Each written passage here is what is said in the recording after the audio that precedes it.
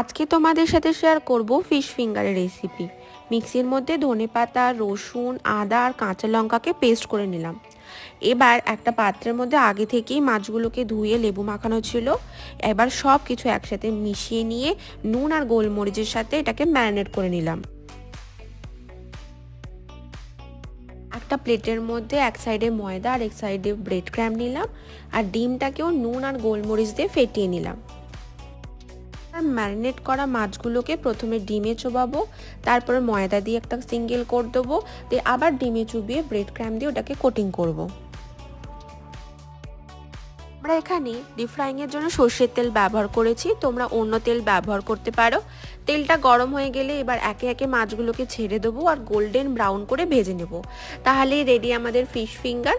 তোমাদের যদি রেসিপিটা ভালো লেগে থাকে তাহলে লাইক, শেয়ার অ্যান্ড সাবস্ক্রাইব করো। Thank you for watching.